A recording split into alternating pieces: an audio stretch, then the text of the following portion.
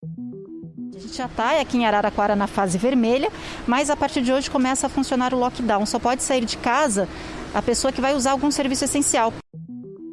Em Araraquara, a chegada de uma nova variante do coronavírus levou a cidade do interior de São Paulo à adoção de uma medida extrema. O lockdown no município, de quase 240 mil habitantes, foi decretado depois que 16 amostras de vírus de pacientes com a doença foram levadas para o laboratório.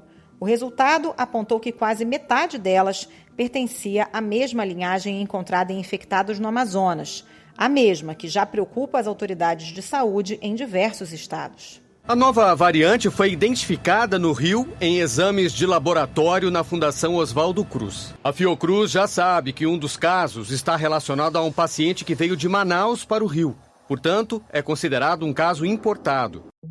Importados ou não de outros lugares, os casos da nova variante assustam porque se espalham nas diferentes regiões do país. Esse vírus tem mutações que o tornam mais transmissível na comparação com a versão que circulava até agora. E como já se sabe, não é a única linhagem mais agressiva. Tem a do Reino Unido e a da África do Sul, que também se replicam com mais facilidade.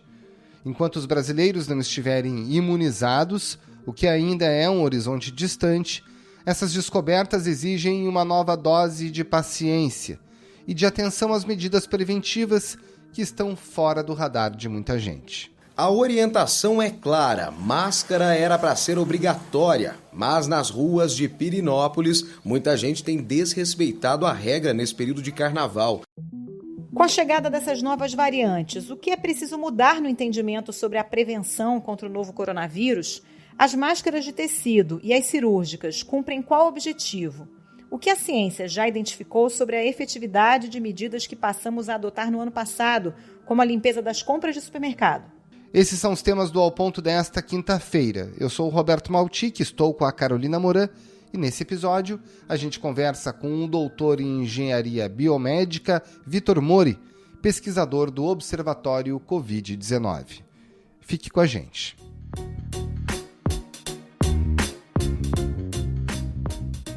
Dr. Vitor Mori, com a chegada dessas novas variantes, que tudo indica que são mais contagiosas, o quanto que isso muda a nossa percepção sobre a prevenção contra o novo coronavírus? Bom, a gente tem 3 variantes de preocupação atualmente, né? A gente tem a B117, que é a variante que foi primeiramente identificada no Reino Unido, a variante B1351, que foi primeiro identificada na África do Sul, e a variante P1, que foi identificada em Manaus. E aí só uma introdução rápida, é importante que a gente tente dissociar um pouco as variantes dos locais, né? Evitar se referir à variante de Manaus, até para não criar um estigma e possíveis preconceitos com a população dessas regiões. Então, só um ponto que eu acho importante deixar bem reforçado nesse início, né? Com relação a medidas de prevenção, eu acho que é muito importante reforçar que a forma como a gente se protege do vírus, as medidas de prevenção e os mecanismos físicos pelos quais o vírus se transmite não mudaram, né? Quando a gente ouve falar de novas variantes mais transmissíveis, isso acaba assustando um pouco a gente, acaba causando um pouco de pânico. E o pânico e o medo, eles não são boas ferramentas para se promover a saúde pública, né? O medo acaba paralisando a gente acaba não sabendo como reagir e a gente acaba ficando travado, a gente fica sem conseguir saber que direção seguir.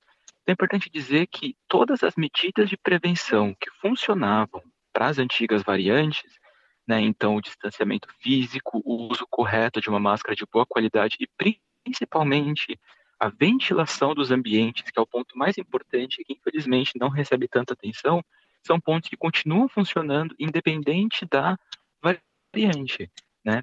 E aí medidas que já eram pouco efetivas com as antigas variantes continuam sendo pouco efetivas com as novas, né? Medicamentos comprovadamente ineficazes para as antigas variantes continuam ineficazes para as novas variantes. Então, é importante dizer que os mecanismos de transmissão não mudaram, as formas de se prevenir não mudaram, né, mas a gente precisa redobrar agora os cuidados e atenção com essas medidas de prevenção. Agora, professor, o senhor citou aí um ponto muito importante sobre a ventilação dos ambientes. A gente, nessa pandemia, deu muita força àquele argumento de que, claro, e é importante, lavar as mãos, higienizar os objetos, vai no mercado e volta, higieniza tudo, mas talvez tenhamos dado pouca importância a esse ponto da ventilação dos ambientes.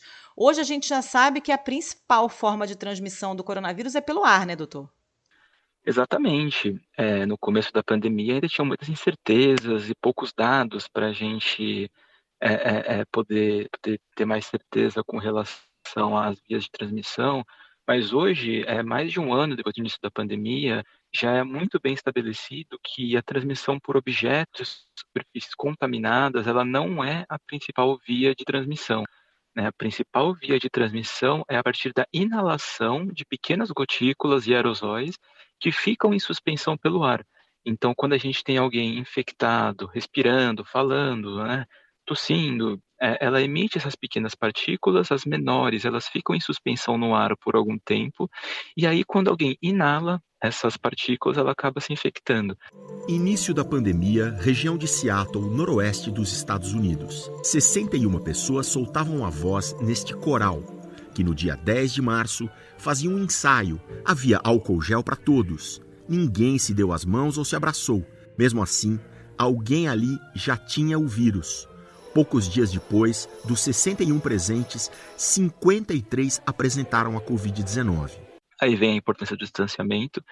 E se você estiver num local bem ventilado, essas gotículas e aerosóis, elas se dissipam, se diluem no ar rapidamente, também diminuindo os riscos, que é a importância da ventilação.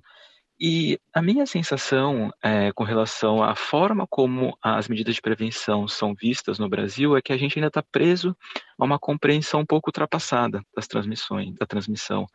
A gente vem focando muito na higienização de superfícies, né, focando muito no que eu chamo de teatro da higiene. A gente faz várias medidas de higienização que são muito pouco efetivas, acaba gastando muito tempo, muito dinheiro e muita energia nessas medidas, e acaba não fazendo medidas que são muito mais efetivas e até mais fáceis e mais baratas, né? Então, é priorizar locais ao ar livre, ventilar bem os espaços, manter as janelas abertas, né? Evitar o máximo possível ir para locais fechados.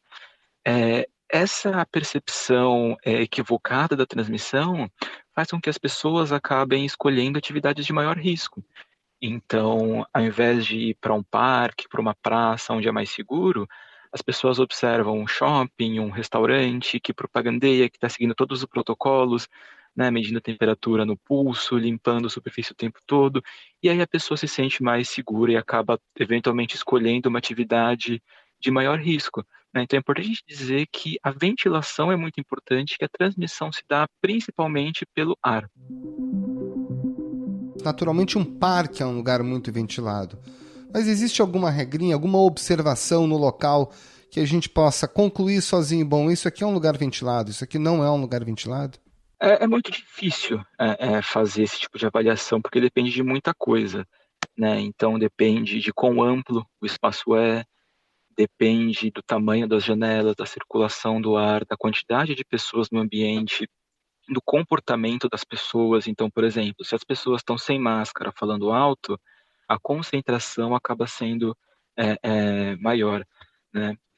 Eu sempre tento explicar a transmissão pelo ar fazendo uma analogia com a fumaça do cigarro, que é uma coisa que a gente sabe, a dinâmica, consegue sentir o cheiro e visualizar, né? Então, se tiver alguém fumando numa sala fechada, todas as janelas fechadas, um local pouco amplo, mesmo se eu tiver a mais de 2 metros de distância da pessoa, eu vou sentir o cheiro do cigarro, eu vou acabar inalando muito dessa fumaça, né? Agora, se eu tiver ao ar livre, com o ambiente bem ventilado e aberto, né, mesmo que eu esteja próximo da pessoa, essa fumaça ela vai se dissipar rapidamente, ela vai se diluir no ar, né? Mas se eu tiver em contato muito próximo, face a face, por um período prolongado com a pessoa fumando, a fumaça exalada a gente vai acabar inalando uma quantidade muito grande. Então, o que eu uso como uma regra prática é pensar, bom, nesse ambiente fechado, né, se as pessoas, principalmente sem máscara, se eu pensar que elas estão fumando, eu vou sentir muito cheiro? Eu vou inalar muito dessa fumaça? Se a resposta for sim, é um local que eu preferiria evitar, né? E caso seja inevitável, não tem opção a não ser ir para esses ambientes, reforçar outras medidas de prevenção, especialmente com o cuidado redobrado com o uso da máscara. Pois é, professor, falando sobre essa questão da máscara, a gente também teve várias fases na pandemia, né? No começo não se recomendava usar, depois passou a se recomendar essa máscara comum de tecido para quem não fosse profissional de saúde, mas agora alguns países da Europa já têm recomendado o uso de máscaras de qualidade N95 nos Estados Unidos, ou aqui no Brasil a chamada PFF2, que é a máscara indicada também para profissionais de saúde, mas para uso geral da população. O que o senhor tem a dizer sobre isso? E com a chegada das novas cepas mais transmissíveis, essa recomendação se torna mais importante para ter atenção à qualidade das máscaras? Eu acho que é importante a gente discutir a qualidade das máscaras e dar algumas orientações gerais com relação à máscara, né? Bom, o primeiro ponto é que as máscaras de pano e as cirúrgicas, elas não são considerados equipamentos de proteção individual. Elas são mais ferramentas de saúde coletiva, de saúde pública. A máscara funciona como uma barreira. Quando duas pessoas conversam sem máscaras e uma delas está doente, o risco de transmissão é muito alto. Se as duas usam, o risco diminui porque a máscara impede que o doente elimine gotículas no ambiente. A gente pode dizer que a máscara de pano e a cirúrgica, elas funcionam como um controle da fonte. Elas reduzem a quantidade de partículas potencialmente contaminadas por parte de quem está usando. Então, você usando a máscara protege o seu entorno. E aí, as máscaras N95, PFF2, essas sim são consideradas equipamentos de proteção individual e fornecem um alto nível de proteção para quem está usando. Mas é importante explicar o que significa as variantes serem mais transmissíveis, né? A variante ser mais transmissível significa que você precisa inalar uma menor quantidade do vírus para se infectar, né? E que uma pessoa infectada também está exalando uma maior quantidade de partículas contaminadas. Então a gente tem que reforçar os dois lados, reforçar a redução das partículas por parte de quem está contaminado e reforçar a diminuição da quantidade de partículas inaladas por parte de quem está respirando, né? Tentar usando a máscara para se proteger. Então, eu acho importante, sim, a gente pelo menos começar a discutir a questão de usar máscaras melhores, e não só máscaras melhores, mas também utilizar corretamente a máscara, né? A gente já sabe que usar corretamente significa cobrir boca e nariz, mas não só isso. É muito importante a gente prestar atenção na vedação e no ajuste da máscara ao rosto. A máscara tem que estar bem vedada, sem vazamentos nas laterais, sempre com o ar passando pelo tecido da máscara, né, funcionando como um filtro. Não adianta a máscara ser super filtrante se o ar não passa por esse filtro.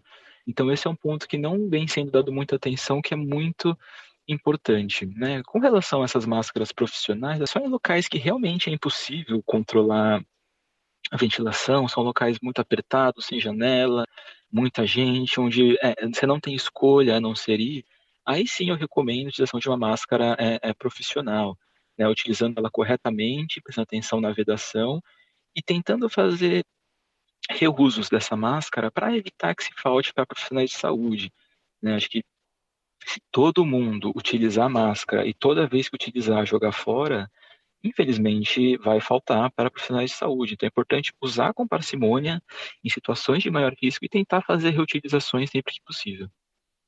Agora, doutor, a gente já está quase um ano usando máscaras. Muita gente já comprou as máscaras de pano, máscaras de tecido, máscaras descartáveis, cirúrgicas, umas mais caras, outras nem tanto. Essas máscaras, embora tenhamos novas variantes, há dúvidas sobre a sua efetividade, ainda assim, elas têm um uso, elas têm serventia nesse momento, correto? As máscaras de pano, né, a gente também não pode tratar elas como absolutamente inúteis. Muito pelo contrário, elas são super importantes. É fundamental que a gente continue usando. De acordo com especialistas, máscaras de pano não devem ser utilizadas depois de 30 lavagens. É como se o material perdesse a capacidade de proteção contra o vírus. Né, especialmente em locais onde os riscos não são tão altos. Né? E lembrar sempre que a gente não pode tratar a infecção de uma forma binária. É perigoso, é seguro, protege ou não protege. Né? A gente tem diferentes níveis de risco, de proteção, e o ideal é que a gente associe diversas medidas de prevenção. A gente não dependa só de uma. Então não é só usar a máscara, e usando a máscara você tem um escudo intransponível que vai te garantir segurança de 100% o tempo todo. Então é importante lembrar que a máscara é uma medida imperfeita, mas muito útil, né? O distanciamento é muito útil, frequentar espaços ao ar livre é muito útil, e quanto mais a gente puder associar diferentes medidas de prevenção que são úteis, maior vai ser a nossa segurança. Né? Lembrando que não é, que nem eu falei, não é 8 ou 80, não é seguro ou arriscado. Né? Existem diferentes graus de risco, é importante a gente sempre fazer as medidas para diminuir ao máximo o risco que a gente está exposto. Eu tenho visto também algumas recomendações e gente usando máscaras sobrepostas. Já vi até o Dr. Anthony Fauci, que comanda o combate à pandemia nos Estados Unidos, usando, né, uma máscara cirúrgica e uma de tecido por cima. Isso é recomendável? Confere uma proteção um pouco maior se a máscara principalmente estiver mais ajustada ali ao rosto?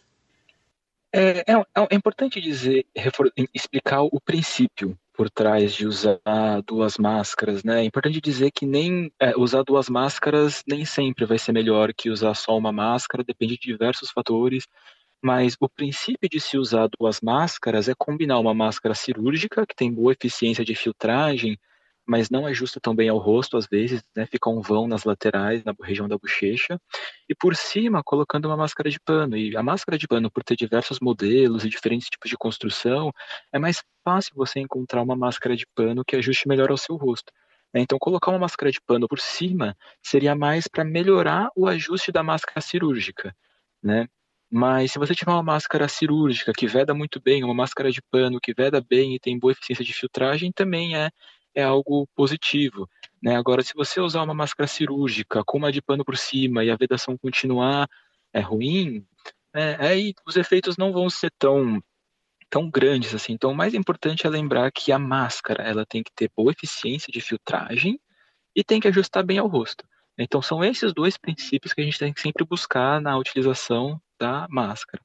E lembrar que aumenta o nível de proteção quando ela está bem ajustada, mas ainda assim é inferior a PFF2. Não dá para dizer que a utilização de duas máscaras garanta a proteção. Né? Ainda assim, a gente não pode considerar isso como sendo um EPI. Doutor, vamos falar um pouco das superfícies sólidas, sejam elas porosas ou não, né? A gente também está há muito tempo limpando com álcool, alimentos embalados, embalagens, tudo que vem da rua, comida, embalagem de comida. O que a gente aprendeu ao longo desses últimos meses a respeito disso? É para manter esse hábito, essa rotina? Eu acho difícil falar para manter ou não é para manter. No final, a decisão vai de cada um, né? Vai do que cada um preferir fazer. Eu não considero uma medida de grande eficácia no controle da pandemia. Né? Então, isso de ficar limpando todas as compras, chegar em casa, desinfectar os sapatos, ou que a gente está vendo nas escolas, desinfectar a mochila. Né? Os estudos de rastreamento de contatos mostraram que a principal via de transmissão é pelo ar. Né? Em situações do mundo real, a transmissão por superfícies é muito difícil, é muito improvável, necessitaria uma quantidade de vírus muito grande na superfície para infectar alguém. Né? Então, assim, eu não considero uma medida importante, considero que existem medidas muito mais importantes que a gente deveria estar prestando atenção, e infelizmente não está. Né?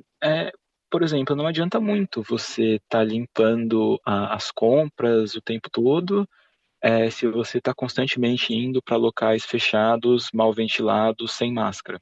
Né? Não adianta muito você focar numa medida com com uma eficiência não tão grande na contenção, ao invés de não focar em outras coisas. Mas a decisão final de fazer, de limpar as compras ou não, no final cabe a cada um, né? Vamos ver a média móvel de mortes, porque Belo Horizonte teve um novo recorde. Hoje o número está em 23. Olha aqui o aumento, olha, 60%. O recorde anterior tinha sido no dia 14, com 21. E no dia 30 de janeiro também estava em 14. Doutor, o que a gente pode dizer desse momento que estamos vivendo da pandemia aqui no Brasil, né? À luz do que aconteceu em outros países com a chegada dessas novas cepas. A gente já teve aquela explosão de casos em Manaus, agora um aumento muito expressivo no interior de São Paulo, interior de Minas, outros estados também chegando perto do ponto de colapso. E sem as mesmas medidas de distanciamento que vimos no começo lá da primeira onda, né, em que o receio parecia ser muito maior. Agora, claro que há algumas cidades decretando lockdown, mas, via de regra, a vida está normal aí no país, né? O que a gente pode esperar dessa nova onda aí com essas novas cepas? A gente tem um cenário muito preocupante, né? Os casos subindo bastante, as curvas bastante acentuadas, né? É um cenário de grande preocupação. Infelizmente, o que a gente está vendo é uma adesão cada vez menor às medidas de distanciamento. Assim, eu tenho certeza que as pessoas que estão se aglomerando em locais fechados, em festas clandestinas, elas sabem que o que elas estão fazendo é errado, né? Mas eu não sei se essas pessoas têm a dimensão do tamanho desse problema. O que acontece, um estudo de rastreamento de contatos em Hong Kong, ele mostrou que de 10 a 20% das pessoas são responsáveis por 80% dos novos casos, né? O que a gente descobriu nessa pandemia é que uma das principais forças motrizes à transmissão são os eventos de superespalhamento. São locais, ambientes onde muitas pessoas acabam se infectando ao mesmo tempo. E esses locais, esses eventos de superespalhamento, eles estão associados a eventos com muita gente, sem máscara, em locais fechados. Que é essencialmente o cenário de uma festa clandestina em um local fechado, de um encontro num local fechado, né? E de 10 a 20% das pessoas são responsáveis por 80% desses novos casos, né? Então, essa é a dimensão do problema e esse é o grande perigo desse tipo de evento, né? Então, é importante que a gente também tente sempre diminuir os riscos, né? Eu sinto que a gente poderia estar fazendo um debate um pouco mais maduro sobre medidas de redução de danos, por exemplo. Então, incentivar que as pessoas façam atividades ao ar livre, né? Então, as pessoas que estão se aglomerando em locais fechados, tentar convencer essas pessoas a irem pelo menos para um local aberto, né? Ao invés de você ir para um restaurante em local fechado, tentar permanecer com as mesas em locais abertos, né? Nesse momento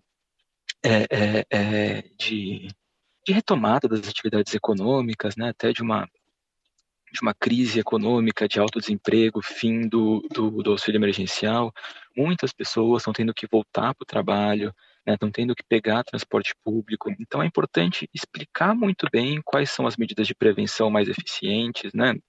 Então, voltando para o trabalho, focando em manter o ambiente bem ventilado, eventualmente até usando máscaras de melhor qualidade, do tipo PFF2, e tentar sempre diminuir ao máximo o risco de cada atividade, né? Eu sinto que esse debate sobre redução de danos, ele ainda é muito pouco maduro, né, com relação às medidas de prevenção da Covid.